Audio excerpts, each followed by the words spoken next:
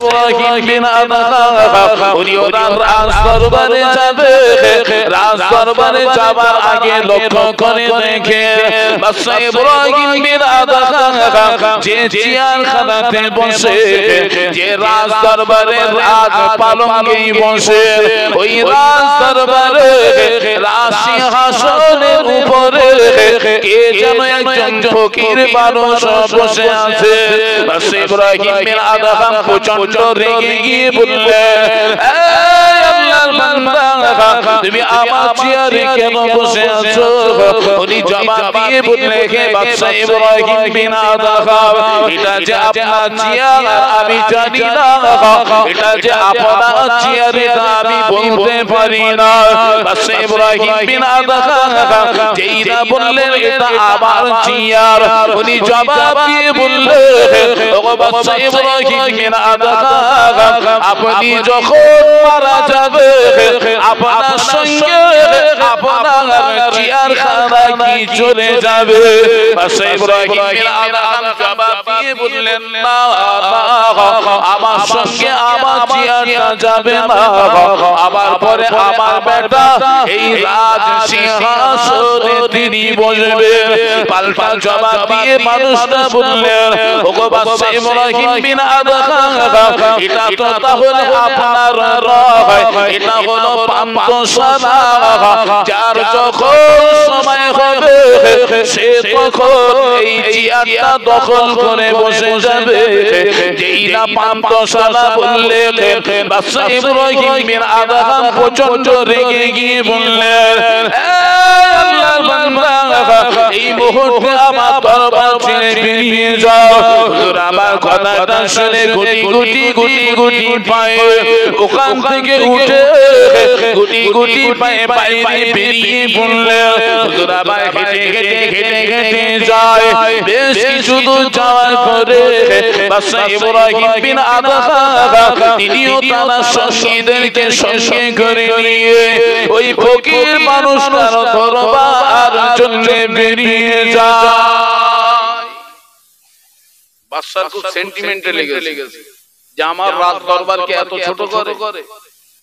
এখন বাদশা ইব্রাহিম বিন আদহাম ফকিরকে শাস্তি দেবে বলে উনি এই ফকিরটাকে ধরতে যাচ্ছেন, কিন্তু আল্লাহর বান্দা যাচ্ছেন হেঁটে আর বাদশা ইব্রাহিম বিন আদহাম যাচ্ছেন উটের পিঠে।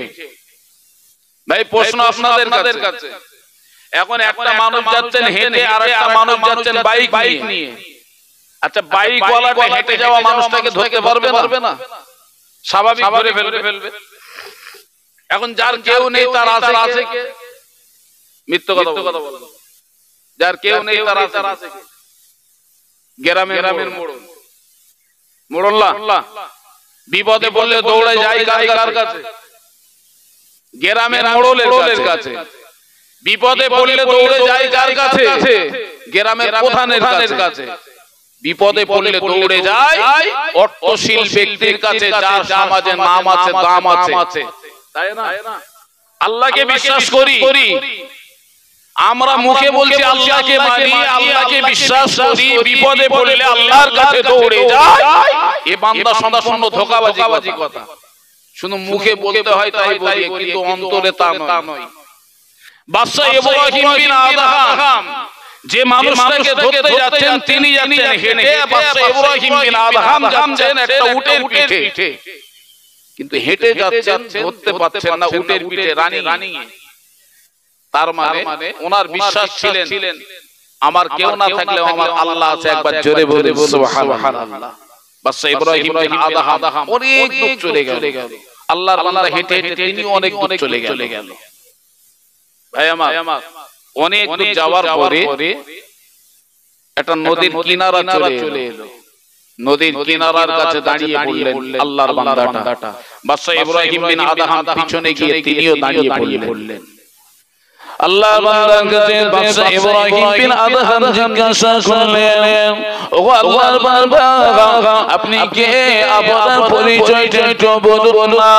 উনি জবাব দিয়ে বললেন, ওগো বাদশা ইব্রাহিম বিন আদহাম, আমি অন্যকে নয়, আমি হলাম হযরত খিজির আলাইহিস সালাম।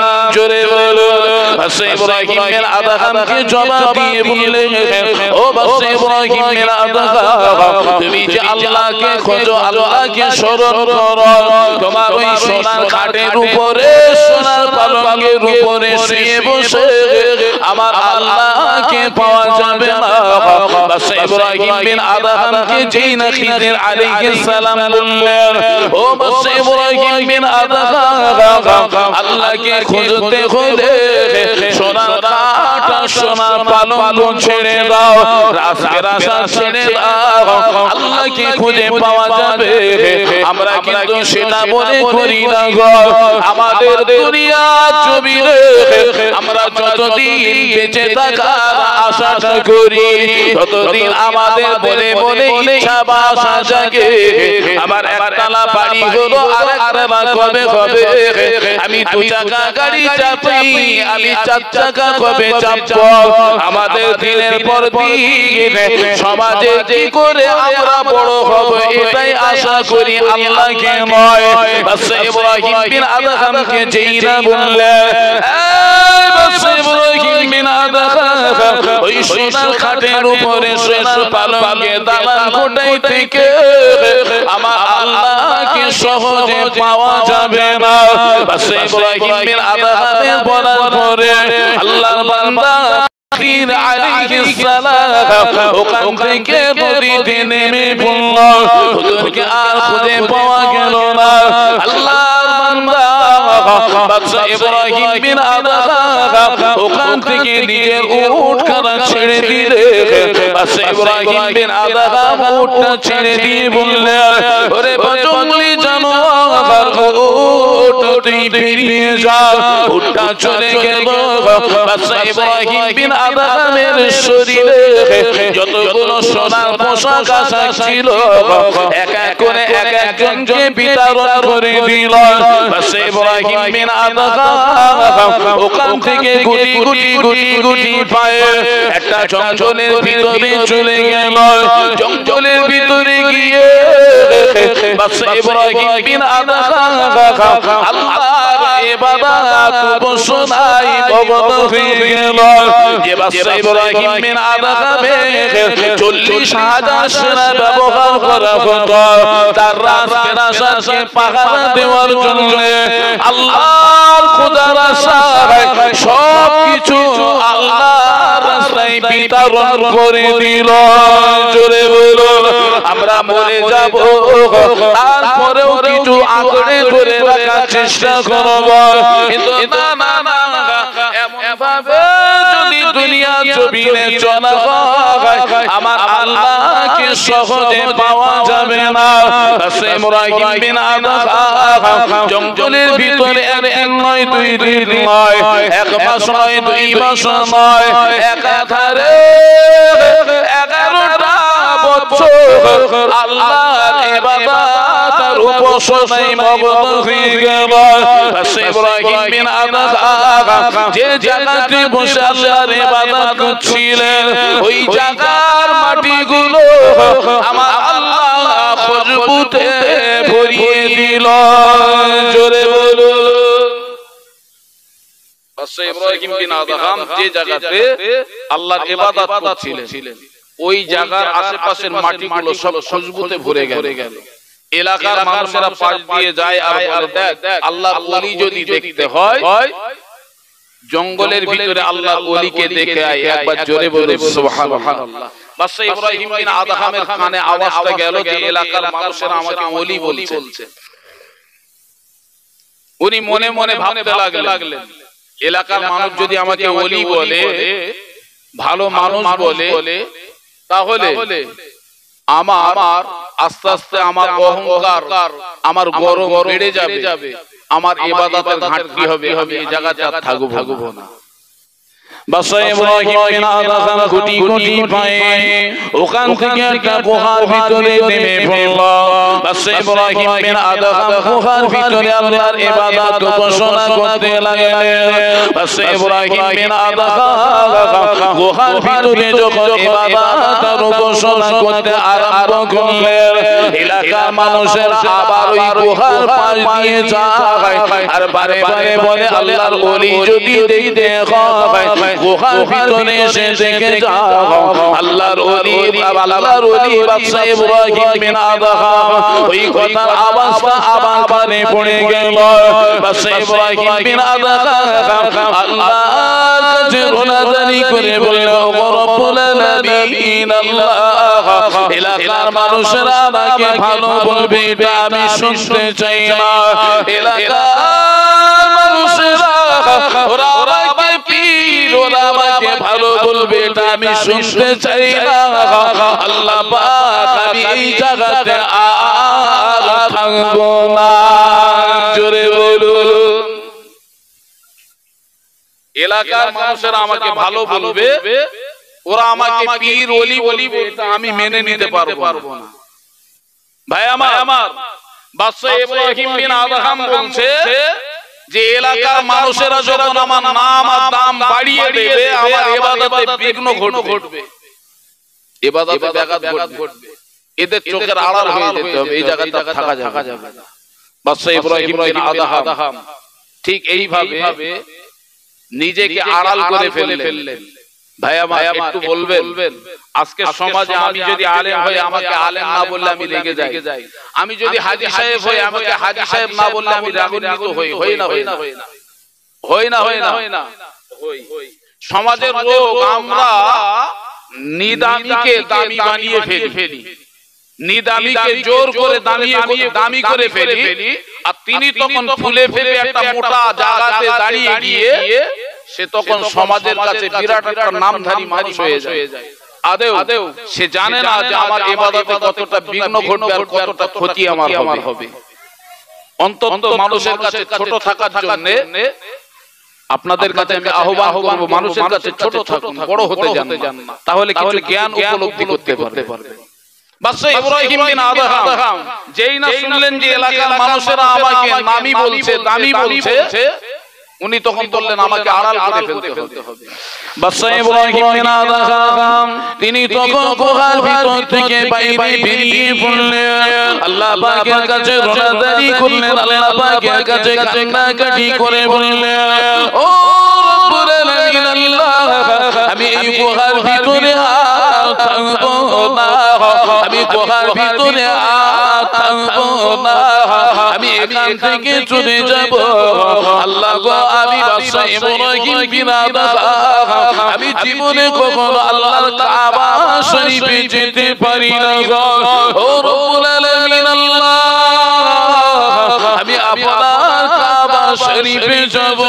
বাদশা ইব্রাহিম বিন আদহাম আল্লাহর কাছে রোনাজারি করলেন, আল্লাহর কাছে কান্নাকাটি করে বললেন, আল্লাহ আমি যে কাবা শরীফে যাব, আমার কাছে কোনো বাহন নাই, আমার কাছে কোনো পয়সা নাই, আমি কি করে আল্লাহ পাকের কাবা শরীফে যাব?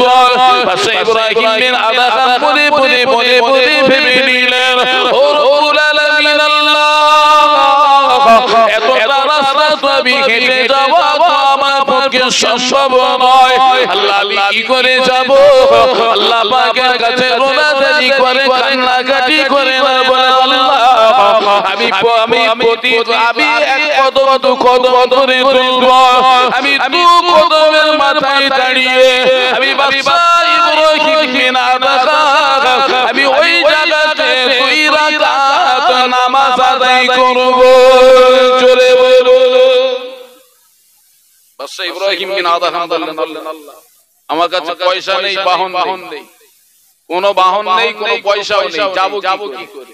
কাবা তো অনেক দূরে। বাদশা ইব্রাহিম বিন আদহাম যেই বললেন তখন মনে মনে নিয়াত করলেন, আল্লাহ আমি 2 কদম করে পা তুলব, 2 কদমের মাথায় দাঁড়িয়ে আমি 2 রাকাত নামাজ পড়ে আমার শরীরটাকে একটু ফ্রি করে নেব, টানা হেঁটে গেলে আমাকে কষ্ট হবে। দাঁড়িয়ে নামাজ আদায় করব, কষ্টটা হালকা হালকা হবে, নিয়াত করে নিলেন। বাদশা ইব্রাহিম বিন আদহাম পা তোলা শুরু করলেন। এক কদম করে পা তোলেন, দু কদম করে পা তোলেন, দু কদমের মাথায় দাঁড়িয়ে 2 রাকাত নামাজ আদায় করলেন। আবার নামাজের পরে আবার 2 কদম পা তোলেন, আবার 2 কদমের মাথায় দাঁড়িয়ে 2 রাকাত নামাজ আদায় করলেন। এমন ভাবে বাদশা ইব্রাহিম বিন আদহাম একদিন নয়, 2 দিন নয়, 1 মাস নয়, 2 মাস নয়, একাধারে 10টা বছর অতিবাহিত করল। 10 বছরের মাথায় আল্লাহ পাকের কাছে 2 হাত তুলে রোনাদারি করে বলে, ও রব্বুল আলামিন আল্লাহ, আমি বাদশা ইব্রাহিম বিন আদহাম এত খারাপ, এত বড়, আল্লাহ আপনার কাবায় কি আবার যাওয়া হবে না? আল্লাহ আপনার কাবা আমি কি দেখতে পাবো না? আল্লাহ আপনার কাবায় কি আমি ইব্রাহিম বিন আদহাম, আল্লাহ আপনি আমাকে কি আপনার কাবায় নিয়ে যাবেন না? আল্লাহর কাছে বড় রোনাদারি করে কান্নাকাটি করলেন। 10 বছরের মাথায় দোয়া শেষের পরে আবার বাদশা ইব্রাহিম বিন আদহাম এক কদম করে পা তুললেন, 2 কদমের মাথায় দাঁড়িয়ে আবার 2 রাকাত নামাজ আদায় করলেন। এমন ভাবে আবার 10টা বছর অতিবাহিত করলেন। বাদশা ইব্রাহিম বিন আদহাম 10 বছরের মাথায় দাঁড়িয়ে আল্লাহ পাকের কাছে বড় রোনাদারি করলেন, কান্নাকাটি করলেন। কিন্তু বাদশা ইব্রাহিম বিন আদহাম আমার আল্লাহর কাবা শরীফে পৌঁছাতে পারল না। 20টা বছর অতিবাহিত হয়ে গেল। আবার এইভাবে আবারও 10টা বছর অতিবাহিত করল, আবার তিনি কাবায় পৌঁছাতে পারল না। এমন করে 40 বছরের মাথায় আবার আল্লাহর কাছে এত রোনাদারি করে, এত কান্নাকাটি করে আবার আল্লাহর ফেরেশতারা আল্লাহর কাছে গিয়ে বলল, ও রব্বুল আলামিন আল্লাহ, আপনার বান্দার কান্না আমরা আর সইতে পারি না গো, পারি না। আল্লাহ আল্লাহর বান্দার কাবা শরীফে একটু তাড়াতাড়ি পৌঁছে দেন। আবার আল্লাহ ফেরেশতাদেরকে